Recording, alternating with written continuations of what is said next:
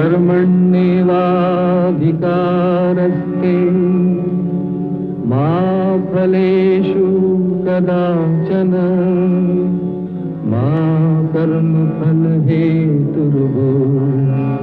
मा ते संगोऽस्त्वविकर्मणि।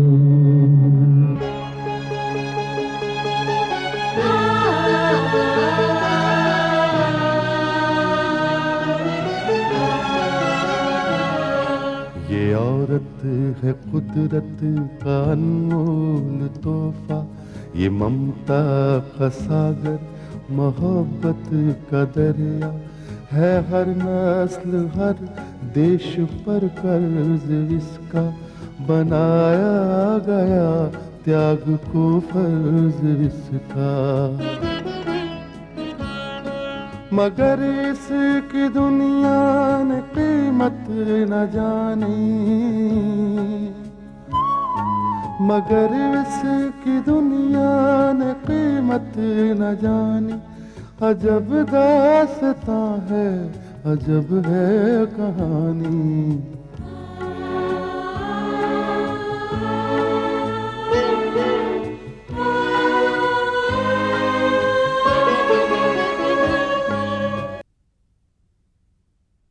ये क्या कह रहे हैं आप? आपने अपना फैसला इतनी जल्दी बदल दिया? विनोद, इसकी एक वजह है। ये मत भूलो कि करण के रगों में भी वही खून दौड़ रहा है जो तुम्हारी रगों में है।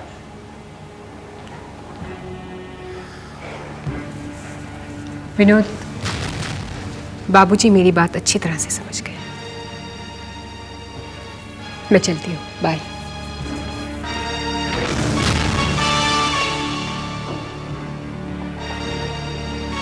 बाबूजी, क्या आपने ये बात निकी का दिल रखने के लिए की है या इसमें सच्चाई भी है?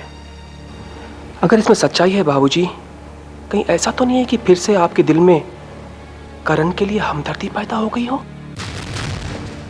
विनोद, बेवकूफों जैसी बातें मत क्या करो। ये मत भूलो कि करण जिस दिन चाहे अदालत में तुम्हारे खिलाफ खड़ा होकर इस जायदाद में अपना हिस्सा मांग सकता है। वो हमारे साथ रहेगा तो हमारे खिलाफ नहीं जाएगा।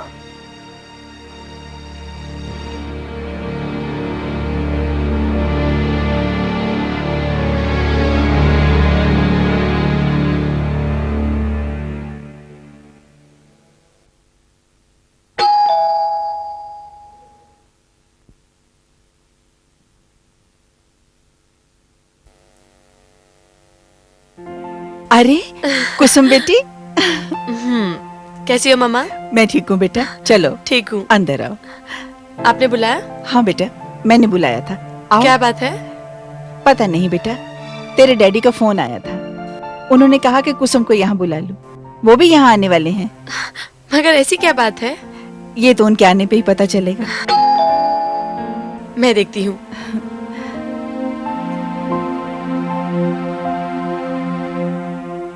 डैडी, जीती रहो बेटी। कैसे हो? ठीक हूँ, अच्छा हूँ। पाँव का दर्द गया नहीं है अभी? आगे से बेहतर है।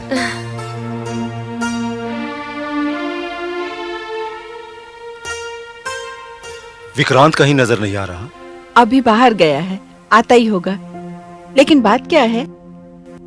दरअसल जो बात मैं तुमसे कहने आया हूँ, उसके लिए विक्रांत का यहाँ होना बहुत जरूरी है। मुझे बताइए, बात क्या है? दरअसल बात यह है सुधा, मैं तुझे घर वापस ले जाने आया हूँ। डैडी? हाँ बेटे, क्योंकि अब तुम अपना घर छोड़कर अपने बेटे विक्रांत के घर में रह रही हो, तो मुझे ऐसा लगता है कि विक्रांत की मर्जी के बिना तुम मेरे साथ चलोगी भी या नहीं। इस बात के लिए विक्रांत को पूछने की कोई जरूरत नहीं डैडी। विक्रांत बेटे,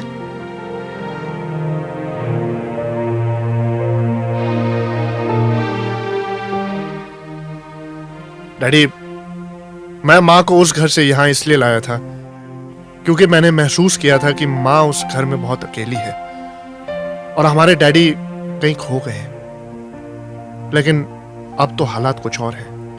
हाँ बेटे, तुम ठीक कह रहे हो। मैं वाकई कहीं खो गया था।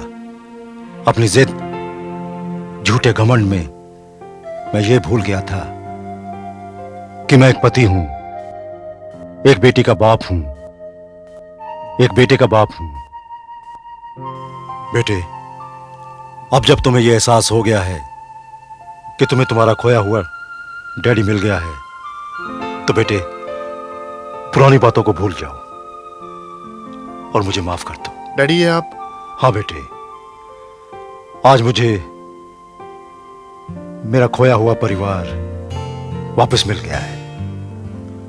अब मैं तुम सबको वापस घर ले जाना चाहता हूं।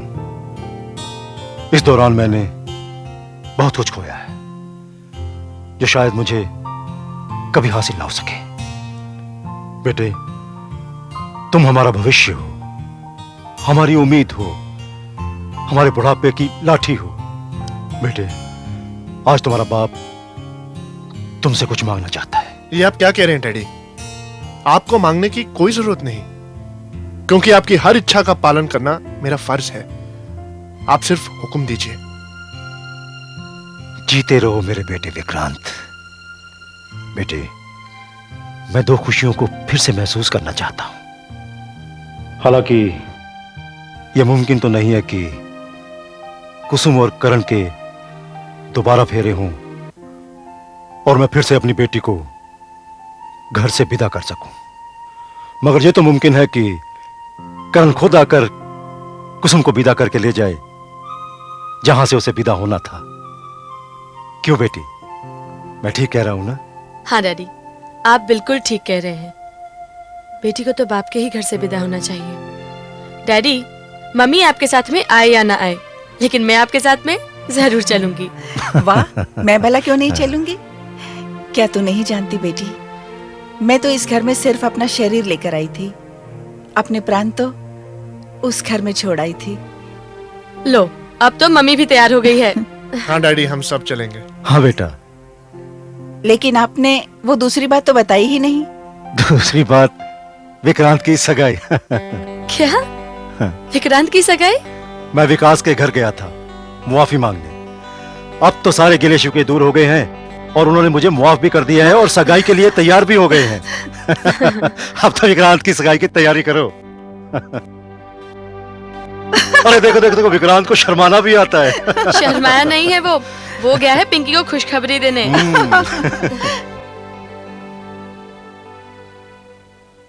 क्या बात है रानी? मैडम, आपसे कोई मिलने आया है। मुझसे? कौन मिलने आया है? तूने उसे इस तरह अंदर क्यों आने दिया? कोतवाल साहब का फोन आया था आपको मिलने देने के लिए। कोतवाल साहब का फोन आया था उसे मिलवाने के लिए? हाँ मैडम। ठीक है, अंदर भेज दो उसे।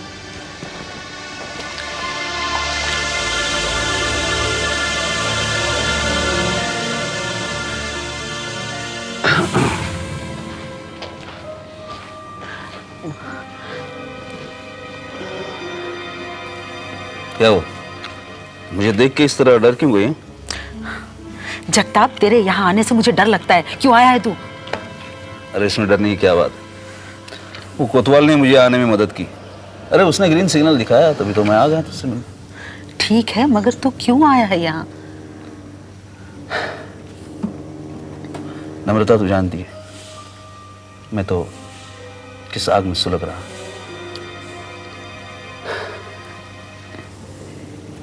तुझे क्या लगता है हमारे आंखों में आंसू देख के हमारे दुश्मन खुशियां मनाते हो?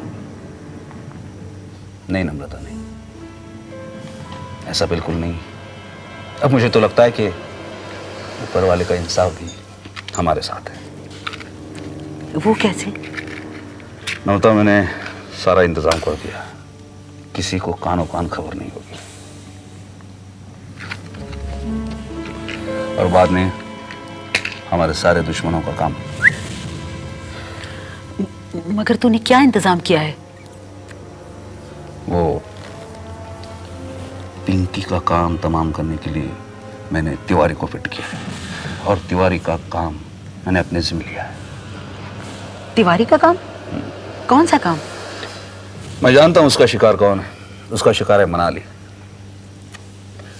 और मैंने ये भी पता कर लिया कि मनाली रहती कहाँ है। लेकिन हाँ, मनाली का काम मैं तब तमाम करूंगा जब तिवारी पिंकी का काम तमाम कर देगा। इस तरह देख क्यों रही? जगताप, मैं देख रही हूं कितनी तड़प है तेरे दिल में। तड़प की क्या बात कर रही तू? पिछले कई दिनों से अंगारों के बिस्तर पर सो रहा हूं मैं। लेकिन ये मनाली का काम मैं तब तमाम करूंगा जब तिवारी पिंकी का काम तमाम कर देगा। उसके बाद ही तमाम करूंगा। जानती है क्यों? क्यों? क्योंकि इस काम में जिंदगी का कोई भरोसा नहीं। मनाली का किस्सा खत्म करते वक्त शायद अपना भी किस्सा खत्म हो सकता है। नहीं जगताप, ये तो क्या अनाप शनाप बक रहा है? हाँ? नहीं नम्रता, मैं कोई अनाप शनाप नहीं बक रहा। तिवारी ने मुझसे वादा किया कि वो पिंकी को खलास कर देगा और जैसे ही वो खलास हो जाती है मैं तुझे फोन पे बता दूंगा। आज की ये रात कत्ल की रात होगी। जगताप देख, तू अपना ख्याल रखना। तू जानता है तेरे सिवा मेरा इस दुनिया में कोई नहीं है। जानता है ना? जानता हूं। और तू भी एक बात अच्छी तरह याद रख, इस सारी दुनिया में मुझे तेरे अलावा और कोई नहीं, समझी? अब जीना भी तेरे लिए, मरना भी तेरे लिए। निकलता हूं, अपना ख्याल कर।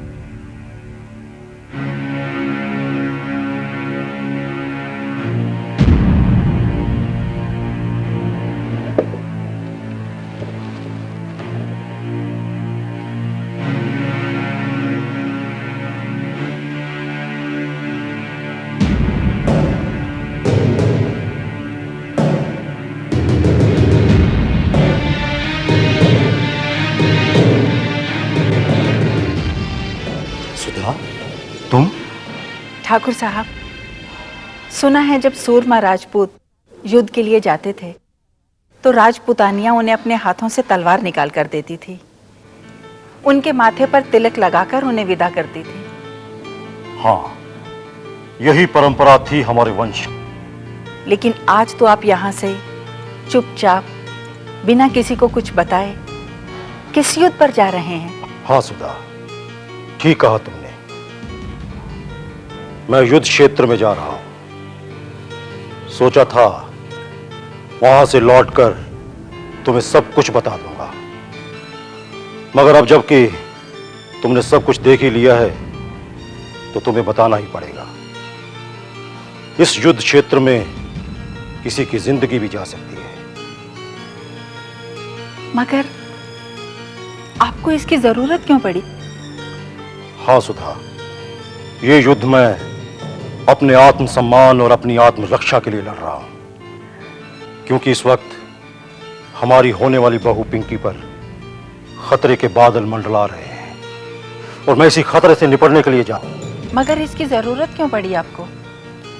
कानून को अपने हाथों में लेकर आप क्यों मुजरिम बनना चाहते हैं? पुलिस को इसकी खबर देकर आप ये खतरा टाल नहीं सकते? हाँ सुधा, पुलिस को खबर देकर इस खतरे को टाला जा सकता है, मगर इस वक्त मेरे कंधों पर फर्ज का बोझ है। मुझे पिंकी की हिफाजत करनी है और जगताप से अपना हिसाब भी चुकाना है। सुधा, इस युद्ध में लड़ते हुए अगर मुझे किसी की जान भी लेनी पड़े तो यह कानूनन जुर्म नहीं है, और फिर हम तो अपनी होने वाली बहू पिंकी की हिफाजत कर रहे हैं। सुधा, ये मेरी वो बहू है जिसका खून इस वक्त मेरी रगों में दौड़ रहा है। मगर सुनिए तो। सुधा, तुम किसी तरह की फिक्र मत करो। अगर हमारी किस्मत में बिछड़ना लिखा होता तो मैं जगताप की गोलियां खाने के बाद अस्पताल से जिंदा वापस नहीं आता।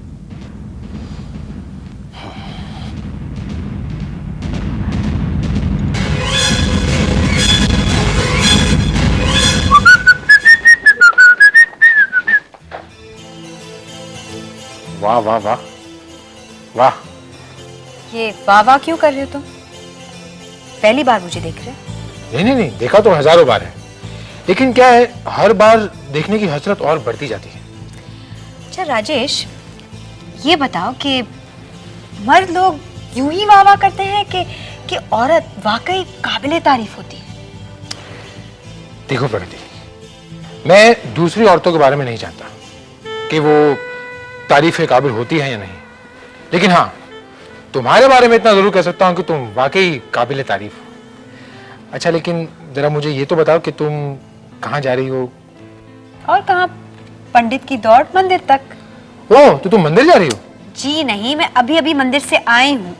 मैं तो तुम्हारे ससुराल जा रही हूँ। मेरे ससुराल? हाँ, अपने ससुराल से तुम्हारे ससुराल जा रही हूँ। ओह, तो सीधे सीधे कहो ना कि तुम अपने भाई के घर जा रही हो। इतना घुमा फिरा के बात करने की क्या जरूरत? राजेश, वो क्या है ना कि मर्दों को अच्छा नहीं लगता जब औरत कहती है कि वो अपने मायके जा रही। हाँ, ये बात तो है। जैसे ही तुमने मुझे कहा कि तुम अपने भाई के घर जा रही हो, मेरा तो दिल ही बैठ गया। क्या कह रहे हो? बिल्कुल सच कह रहा हूँ। देखो प्रगति, मैंने तुम्हें कितनी मन्नतों, कितनी मुरादों, कितने लंबे इंतजार के बाद पाया है, कितनी लंबी जुदाई बर्दाश्त की है मैंने। अब तुम मुझसे दूर जाती हो तो मुझे बिल्कुल अच्छा नहीं लगता। तुम मुझे क्यों सजा देना चाहती हो प्रगति?